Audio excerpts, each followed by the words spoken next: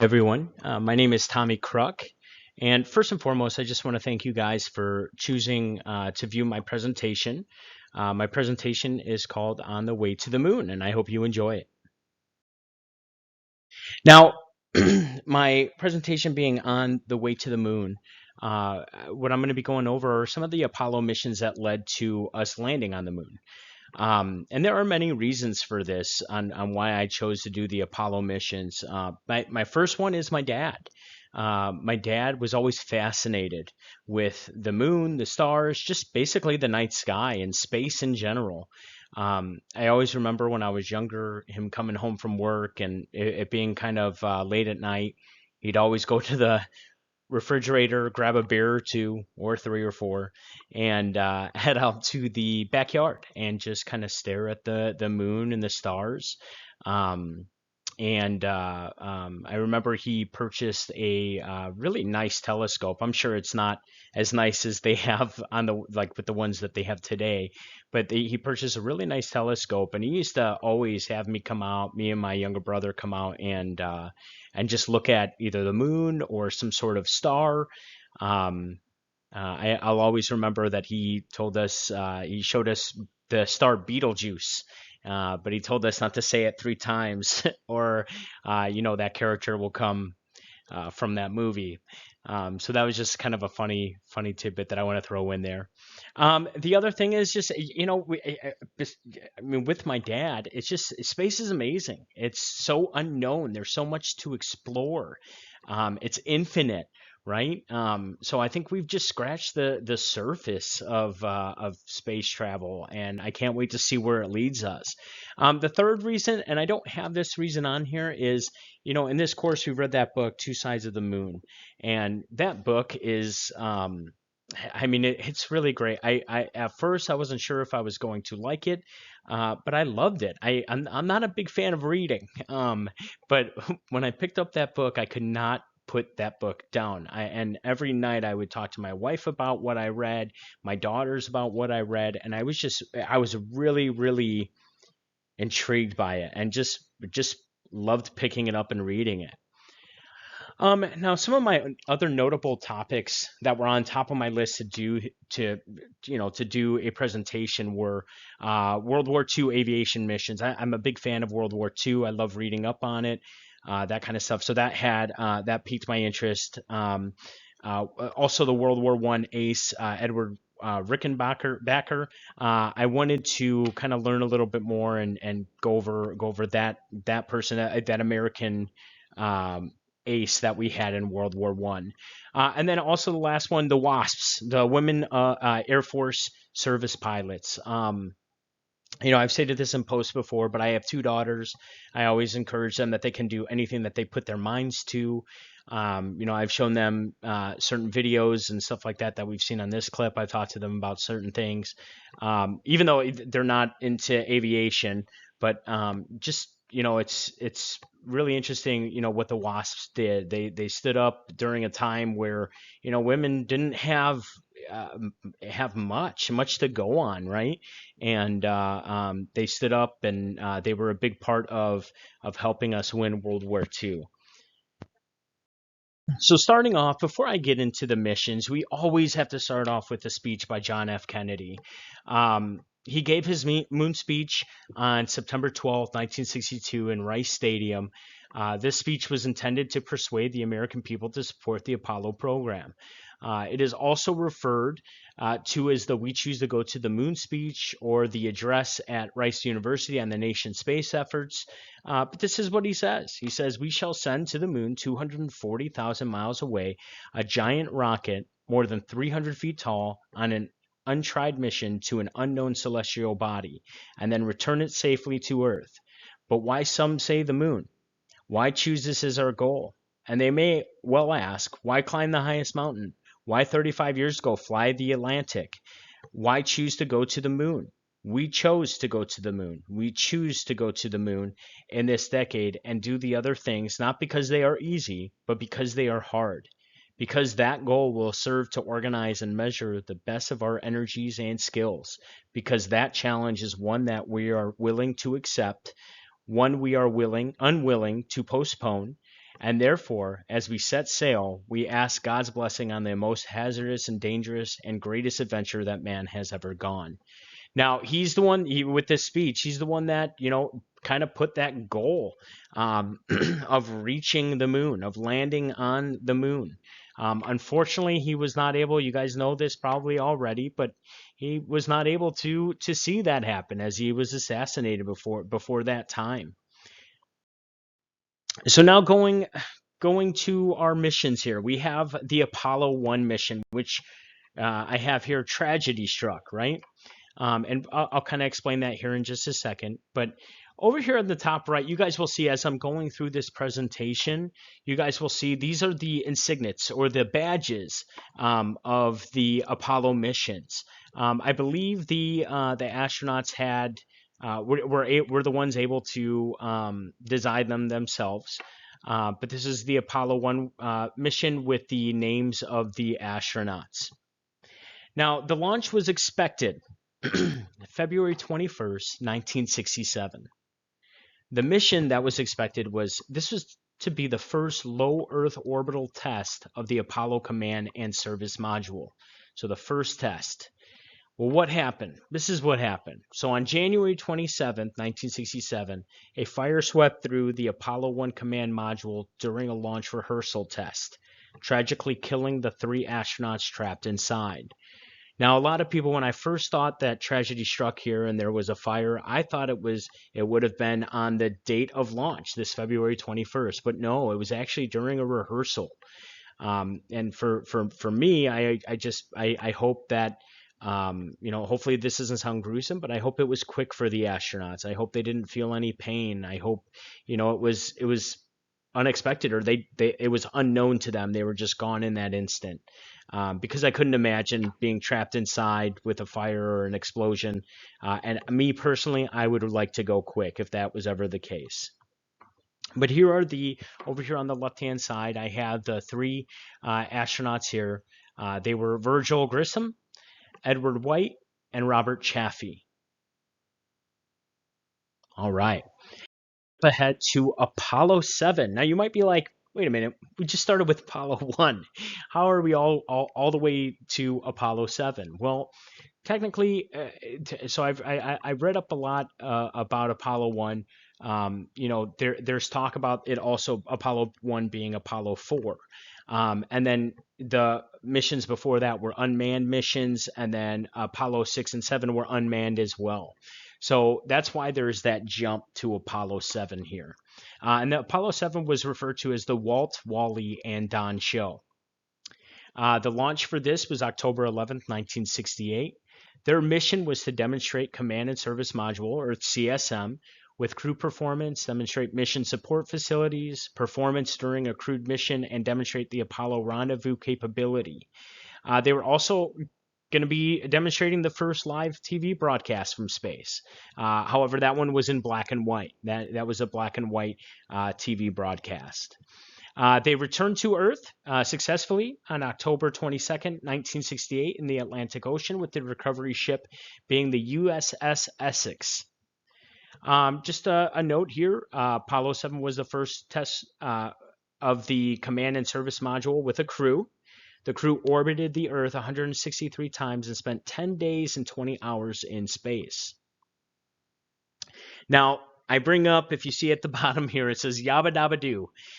Really funny story that I heard from this mission is, so the liftoff was very smooth, however, when the service module, when its ignition went off, when they were already in the air, when it ignited, there was a huge jolt, and it was an unexpected jolt, and the astronaut Shira yelled Yabba Dabba Doo because he wasn't sure he was just kind of caught off guard, and that was the first thing that came to his mind.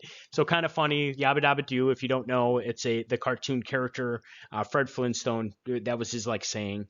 So just kind of funny to read that. And then here's a picture of the crew. We have Walter Schirra, Walter Cunningham, and then Don Eisel. Okay, Apollo 8 Apollo 8 is around the moon and back. As you can see in this badge, it's got an 8 here, and it's really kind of cool because it goes around the moon. Basically what they were doing, they were going around the moon and coming back. The launch date was December 21st, 1968. The mission for this was during the 20-hour period in lunar orbit. The crew conducted a full sleepless schedule of tasks, including landmark and landscaping, or landing site tracking, vertical stereo photography, stereo navigation photography, and sextant navigation. They returned to Earth, landing on December 27th, 1968 in the Pacific Ocean, and the recovery ship was the USS Yorktown. Now, some other notes here. It says 6 telecasts worldwide were conducted during the mission, 2 during translunar coast, 2 during lunar orbit, and 2 during trans-Earth coast. Apollo 8 was the first crewed spacecraft to successfully orbit the moon and return to Earth.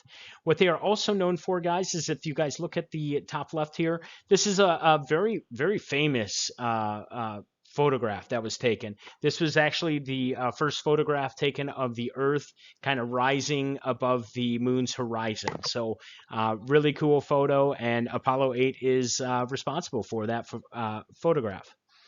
The crew here, here's the crew here. The crew is Frank Borman, William Anders, and James Lovell.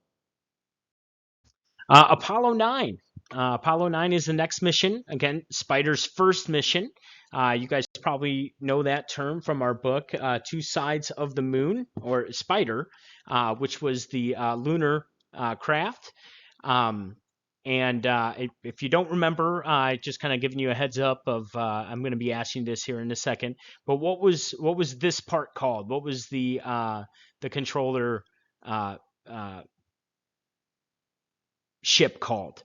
The launch on this one was March 3rd, 1969. The mission, the flight's plans, top priority was the CSM. So actually what I wanted to say, what is the command and service module called? I'm sorry, guys. My mind is just a little boggled right now. But yeah, what is this part called? The command and service module. And then also the lunar module, rendezvous and docking was part of the mission. They returned to Earth on March 13th, 1969 in the Atlantic Ocean, and the recovery ship was the USS Guadalcanal. Some other notes here. It says in the book, just like I said, the two sides of the moon, they referred to the lunar module as Spider and the command and service module as Gumdrop. If you guys remember that, reading that in the book. I thought that was kind of interesting. The crew here, again, our crew, we have David Scott from the book of The Two Sides of the Moon. He was the astronaut on this mission. So we have David Scott here. We also have Russell Schweikart, and then we also have James McDivitt. All right, the next one, Apollo 10 here. We have the launch for Apollo 10 was May 18th, 1969. And this mission really, guys, this is the biggest test. They got super close to the moon and landing super close to the moon, not on the moon, but close. They were about 9 miles above it, and then they went back because they were doing some testing for the next mission that would see us on the moon. So they did a lot of tests. They got really close to landing, and then when they came back, they landed back on Earth on May 26, 1969, in the Pacific Ocean, and the recovery ship for that was the USS Princeton. Other notes: they also on Apollo 10 they had the first live color TV transmissions to Earth, which showed the docking process and the interior of the CSM. Here is the crew here to the right. They are Thomas Stafford, Eugene Cernan, and John Young. All right. So the next one, Apollo 11, and this is the Eagle has landed. This is probably the most famous mission, space mission ever. Actually, it could be the most famous mission period ever. The launch date on this was July 16th, 1969. The mission, the primary objective of Apollo 11 was to complete that national goal set by John F. Kennedy where they were going to perform a crewed lunar landing and return to Earth. And they landed on the moon July 20th, 1969, completing John F. Kennedy's goal. They returned to Earth on July 24th, 1969, in the Pacific Ocean, and the recovery ship for that was the USS Hornet. Some notes here. An estimated 650 million people watched Armstrong's televised image and heard his voice describe the event as he took. And you guys probably know this already, the one small step for a man and one giant leap for mankind on July 20th, 1969. The really nice thing about this mission too, and it was kind of an emotional thing. I wasn't crying or anything, but it just kind of made my heart feel warm. Is they created commemorative medallions for the Apollo 1 astronauts that perished in that fire or explosion in Apollo 1. And then they also made commemorative medallions for 2 cosmonauts too. So just like we read in the Two Sides of the Moon, cosmonauts and astronauts, they were really, they really didn't kind of mess with the political stuff. Their main focus was exploring and was doing this for all mankind. And here is the crew on Apollo 11. You guys probably know these names already, but we have Neil Armstrong, we have Edwin Buzz Aldrin, and then we also have Michael Collins. Now, some of my notable Apollo missions after the moon landing that I just kind of want to take it'll be really quick, but Apollo 13, that is the Houston, we've had a problem. In 1994 or 1995, they made a motion picture out of it starring Tom Hanks, Bill Paxton, Kevin Bacon was in it, and some other big named actors were in that movie as well. But that was where there was an explosion that was on board and forced them to circle the moon without landing, because they were planning their main mission was to land on the moon. Unfortunately, that did not happen. The next one was Apollo 15. That launched in 1971. That was that's another one that's in our book, Two Sides of the Moon, where David Scott describes, driving that lunar rover, right? That the moon car. And, I know that they broke some records and stuff like that there. So I just wanted to point that one out as well. And then the last one, Apollo 17, that was the last crewed mission to the moon. That was in 1972, at the end of 1972. It took place between the 7th and 19th of December. It was a 12-day mission and broke many records. It had the longest spacewalk, the longest lunar landing, and the largest lunar samples brought back to Earth. So those are my other 3 that I wanted to just kind of note. And then the last slide here, it just says, next time that you look at the night sky and see the moon and the stars, try and think of yourself, what's beyond the moon and those stars, and just imagine what space travel might look like in 100, 1,000, or even tens of thousands of years. It might sound crazy what you think of, but just remember, we always have to be thankful for those pioneers of aviation. For if they didn't imagine and they didn't have those crazy imaginations that people thought of at that time were crazy, and we're seeing them into fruition now, we wouldn't be where we are today and where we will be tomorrow. So always thank the aviation pioneers, which that kind of sometimes can kind of slip our minds. So with that being said, guys, that is the end of my presentation. I thank you for viewing this, and I hope you enjoyed and learned some stuff. Thank you. We'll see you later.